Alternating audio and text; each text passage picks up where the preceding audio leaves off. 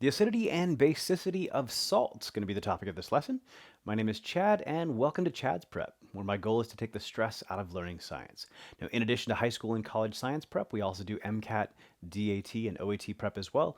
I'll leave links in the description for where you can find those courses.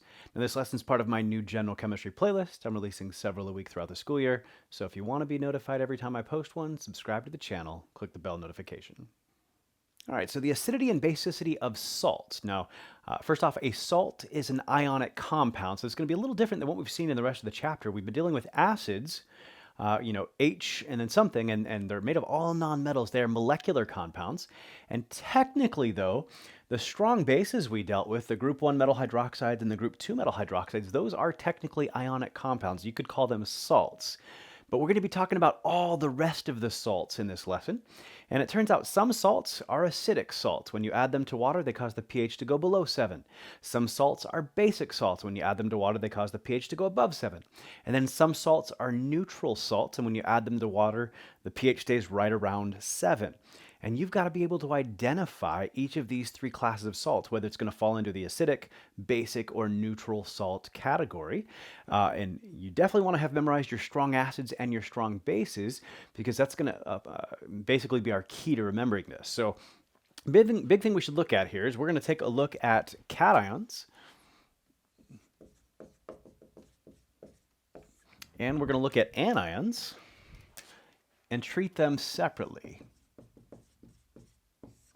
and go from there. And what you should realize is that, if we look at the Lewis definition for acids and bases, it'll kind of give us an idea of whether we should expect cations and anions to be acids or bases. So a Lewis acid is an electron acceptor. And if I was looking at cations or anions and saying which one's more likely to accept electrons, well, electrons are negative. It's the cations that are positive. And so you'd expect cations to be electron acceptors. And so cations are usually Lewis acids. We talked about this back in the first lesson in the chapter. We talked about acids that might qualify under Lewis's definition, but all, not under any of the rest. And we talked about boron-containing compounds, which have an empty orbital, and then metal ions, metal cations. Now, on the other hand, anions having a negative charge, they are much more likely to be electron pair donors. So Lewis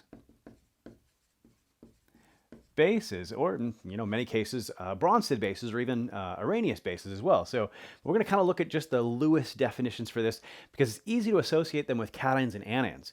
Cations might be great electron acceptors, Lewis acids. Anions might be great electron donors, Lewis bases.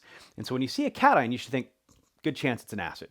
When you see an anion, it's a good chance it's a base, because most cations are acidic and most anions are basic. And the key is you're going to remember which ones aren't, because there's only a few cations that are not acidic and there's only a few anions that are not basic. And as long as you remember which ones aren't, then you'll know that all the rest are either acidic for cations or basic for anions. And knowing your strong acids or bases, that is your key to remembering which ones are not acidic and not basic. So we're actually going to start with the anions here. So if you take a look at your strong acids, so we've emphasized this a couple times throughout the chapter, that the stronger an acid, the weaker the conjugate base. And so it turns out, if you've got a strong acid at the top of the list, its conjugate base is so weak that it has zero ability to act as a base in water. I'm going to call it a negligible base. So in this case, if you take a look at chloride, bromide, iodide, nitrate, perchlorate, and chlorate, and we'll talk about him special bisulfate in here in a little bit. But the first six, chloride, bromide, iodide, nitrate, perchlorate, and chlorate. So it turns out they are such weak conjugate bases that they have no ability to act as a base in water. They are negligible bases. And so I'm going to put those special here. We're going to talk about chloride, bromide, iodide, nitrate, perchlorate, and chlorate. And these are the ones that we are going to call negligible. They are your negligible conjugate bases. They don't affect the pH of water at all. So again, when you see an anion, you should think it's probably a base, just not these guys. They're the conjugate bases of 6 out of the 7 strong acids, and they're such weak conjugate bases that they're not going to act as a base in water. Okay, now H2SO4 is a little bit special here. So H2SO4 is the only one of these that's polyprotic. And you might recall that only the first H dissociates 100%, the second one only partially. The first H is a strong acid, the second one's only a weak acid. Well, once he donates one H, he's going to look like HSO4 minus, and we just said he's a weak acid. So that's an exception of all exceptions, right? So he's an anion. Almost all anions are bases. Here's the ones that are neutral, but here's one that actually is acidic. And he's not the only one, but probably the only one you're likely to encounter. So there's a couple, one of note, like turns out oxalic acid's also a diprotic acid, and the monoprotic version is also acidic, but you're not likely to encounter that. So this is the most likely one you're going to encounter. And so the way you should treat anions then is you should know that these are the neutral ones, there's one acidic one, and any other anion outside of these is going to be a base. So an electron donor. That's the way it works. Now cations on the other side, so it turns out that the group 1 metal ions and the group 2 metal ions, those are going to be your negligible ones over here. And so in this case, I'm just going to put group 1 metals, group 2 metals.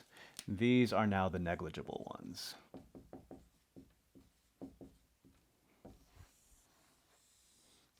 So, but it turns out they're not alone. So we're going to make a little room, I guess, in this box and put transition metals that are only +1. So I'm going to call it a transition metal with just a +1 charge. We'll add them in here as well. And technically, there's some other oddball ones under the staircase on the periodic table that are even when they're +2, but you're just not likely to encounter this. So I'm going to sum it up like this. So group 1 metals like lithium, sodium, potassium, rubidium, cesium, and then the group 2 metals like magnesium, calcium, strontium, barium, when you encounter them in a salt, they are negligible. But pretty much any other cation you're likely to see outside of the group 1, the group 2s, and if a transition metal's only +1, they're going to be negligible as well. And one thing you should realize about this, there's a couple of trends involving these Lewis acids for metal ions.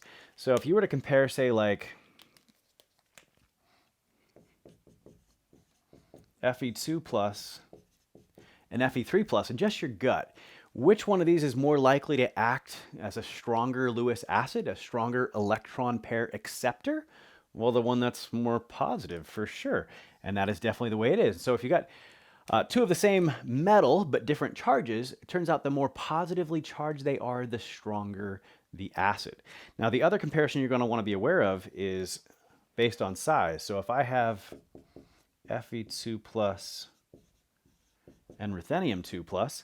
So it turns out a smaller one can bring those electrons closer to its nucleus because it's just got a smaller size, and that's going to make it a better electron acceptor as well. And so in this case, Fe2 plus is better than ruthenium 2 plus right below it on the periodic table. So both charge can play a role in how strong the Lewis acid is, but size can play a role as well. And that's just a quick aside on a couple trends there for these Lewis acids. So what you might be asked now then is we're going to present you with some salts, and you're going to have to identify if these salts are acidic salts, basic salts, or neutral salts. And the idea is, you know, if you've got negligible cations and negligible anions, that's going to be a neutral salt. But if you've got an acidic cation with a negligible anion, that's going to be an acidic salt. But if you've got a negligible cation with a basic anion, that's going to be a basic salt. So, and odds are you're probably not going to have one of each. You're probably not going to have both an acidic cation and a basic anion. Not the most likely scenario. The only case you might see that is if you have a hydroxide salt, and you should just think that hydroxide salts are going to be bases because it's hydroxide. All right, so let's take a look at a few examples. All right, so here we've got 5 ionic compounds. These are the ones we're going to run through.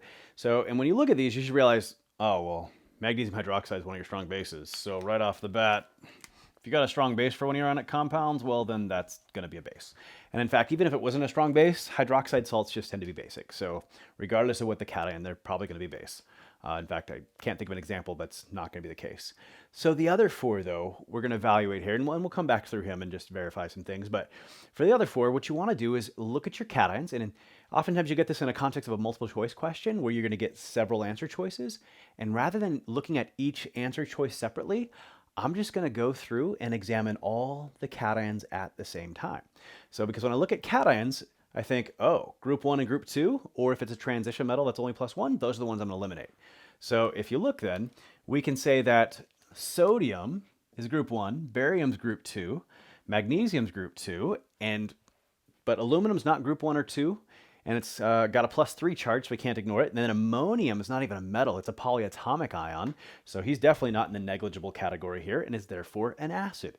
Anybody that we didn't cross out as negligible is going to be an acid for a cation. Then we'll move on to the anions and analyze it the same way. Anybody that was the conjugate acid of 6 out of those 7 strong acids, that conjugate base is going to be negligible. HCl is a strong acid, so we can cross off chloride. HF is not a strong acid though, and F- doesn't appear in the negligible list here. HClO4 is a strong acid, and that's it. We crossed off a couple. That's the way it goes. So if you notice then, some people actually say, you know, split your ionic compound up. And with your cation, add an OH. And if what you just made is a strong base, like NaOH is, then cross off your cation. So, and then on the other side, they say, to your anion, add the H first, and if what you write is a strong acid, then cross him off. He's going to be a negligible conjugate base. And that's another way to approach this. Not personally the way I do it, but if it works for you, fantastic. All right, so the way this works now, if you've crossed off your cation is negligible and your anion is negligible, well, then that right there is a neutral salt. You can add it into water, and the pH is going to stay right around 7. Now, if you've crossed off your cation, but you have not crossed off your anion, well, almost all anions are bases, and this is going to be a basic salt. Cool, you stick barium fluoride in water, and the pH is going to go up above 7. All right, on the other side of the equation, here we've got aluminum perchlorate, and again, we've crossed off the anion, but aluminum we did not cross off, and any cations you didn't cross off are acids. And you put aluminum perchlorate in water, and the pH is going to go below 7. It is definitely an acidic salt. As we said before, you know, with magnesium hydroxide, we crossed off the cation, but we have an anion that's a base, so obviously it's a base, and in this case, it was a strong base. Cool, now the last one is not fair. So with this last one, we've got ammonium. We didn't cross him off. He's an acid.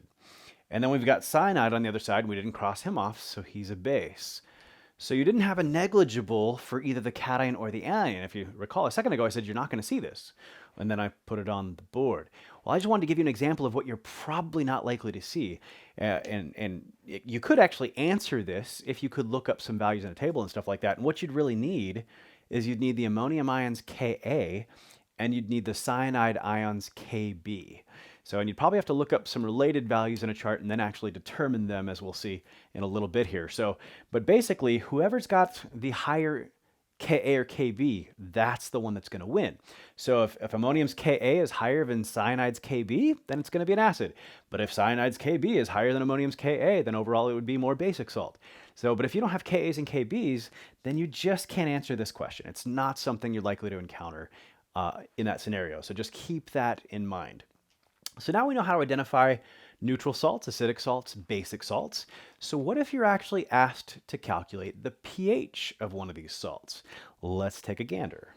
All right, so now we're going to calculate the pH of a couple of salt solutions. One of them is going to be 0.1 molar sodium fluoride. One of them is going to be 0.1 molar ammonium chloride. So, and if you take a look here, so sodium is a group 1 metal, so he's negligible. But fluoride is not the conjugate base of a strong acid. He's not negligible. And so overall, this is a basic salt. We should expect its pH to be higher than 7. Now, if we look at ammonium chloride, on the other hand, so in this case, chloride is the conjugate base of a strong acid, so he's negligible. But the ammonium ion is not a group 1 metal. It's not a group 2 metal. It's not a metal at all, so it's not a transition metal with a +1 charge either. It's a polyatomic ion here, definitely a weak acid. And so overall, this is an acidic salt, and we should expect the pH to be below 7. So how would we actually go about calculating the pH here? Well, in this case, we have to ask ourselves, well, we've learned how to calculate the pH of strong acids and strong bases, weak acids and weak bases. Well, what do we have? Well, in this case, we've got the fluoride ion as a base. Well, the question then is it a strong base or a weak base? Well, it's not a strong base because the strong bases were either like lithium hydroxide, sodium hydroxide, potassium hydroxide, rubidium hydroxide, cesium hydroxide, or the group 2 metal hydroxides. And he's not any of those. So he's a weak base. Well, how do you calculate the pH of a weak base? Well, we had a little shortcut for it, right? So we technically like ice chart and, Kb and stuff, but the shortcut was it equals, the hydroxide concentration is equal to the square root of the Kb times the initial base concentration. So you need a Kb value. That is a problem. So what's going on here is your sodium fluoride is dissociating to give sodium and fluoride ions, and then your fluoride, the sodium again is not do anything from that point. But sodium salts are completely soluble, it dissociates into ions, and then that fluoride is going to further dissociate in water as a base to produce hydroxide and HF. That's where your hydroxide is going to come from. So, and again, the key is we said that he was a basic anion. What do bases do? They dissociate in water to form hydroxide. That's where that's coming from. And the shortcut we got for calculating the hydroxide concentration of a weak base is this guy. So we need a Kb. And so you look in the back of your textbook and you try to find a Kb value for F minus, and you're not going to find it.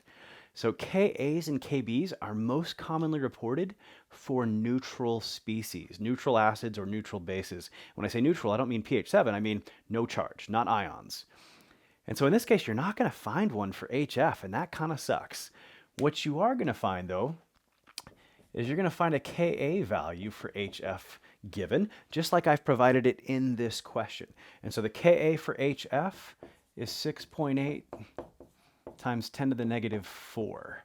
And HF is a neutral species. You could totally look up his Ka in the back of your textbook, and it would say something similar to this value. So what you're supposed to know from here is something we determined in the last lesson, that Ka times Kb equals Kw for a conjugate acid conjugate base pair. And that's what we've got here. HF is the conjugate acid, F minus is the conjugate base. And so here we need to know Kb for F minus, but it's not going to be found in a table most likely. So you've got to get the Ka for HF instead and rearrange this. And Kb is simply going to equal Kw over Ka.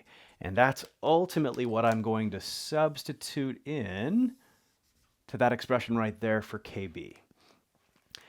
All right, so from here, it's just plugging and chugging with our shortcut. So we've got hydroxide equals the square root. And again, Kb is going to be Kw over Ka. So that's going to be 1 times 10 to the negative 14 all over the 6.8 times 10 to the negative 4. And whether you want to calculate it first and substitute it in or just put the formula in, that's fine either way. And then we've got a 0.1 molar concentration because 0.1 molar sodium fluoride, 1-to-1 ratio here should give 0.1 molar fluoride. If for some reason we had a coefficient of 2 here, well then this would be 0.2 molar instead. But in this case it is 0.1 molar.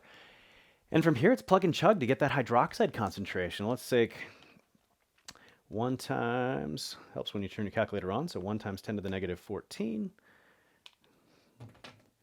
Need my hand.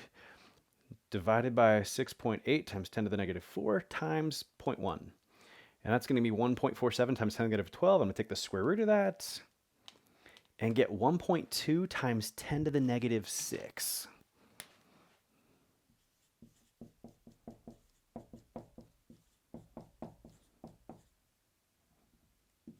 Molar. And then we'll take the negative log of the hydroxide to get the POH. So the negative log of this number comes out to 5.9.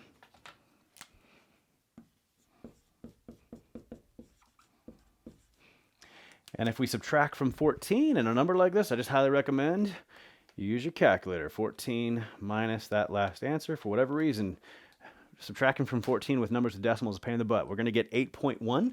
A lot of students would have done this and come out with 9.1. So I'm saying to use your calculator. Cool, and that is your ultimate answer. There's your pH.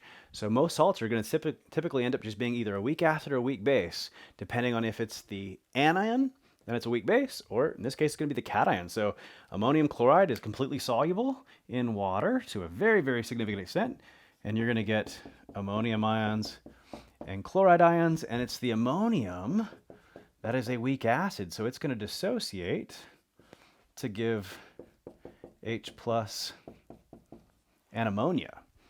And once again, we have an issue though. Ammonium ions have a positive charge. They're cations. And again, for ions, you're pretty much not going to find Ka or Kbs in most tables for them.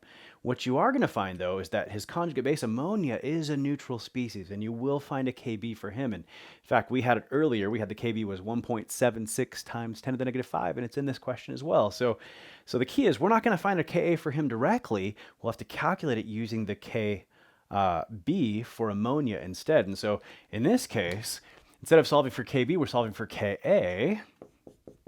So Ka is going to equal Kw over Kb, and that's what I'm going to substitute into our shortcut here. And so in this case, our H plus concentration is equal to the square root of 1 times 10 to the negative 14 all over 1.75 times 10 to the negative 5 times 0.1 molar for our acid concentration. So because we get 1 ammonium from 1 ammonium chloride. And from here, it's going to be plug and chug to get our H plus, and then we'll take the negative log to get the pH. Let's pull out that calculator again. All right, so 1 times 10 to the negative 14 divided by 1.75 times 10 to the negative 5 times 0.1 gets me 5.7 times 10 to the minus 11, and I'll take the square root of that, and get 7.6 times 10 to the negative 6.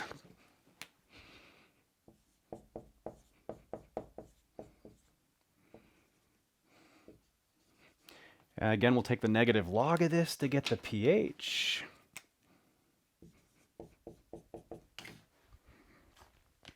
So negative log of my last answer gets me 5.1.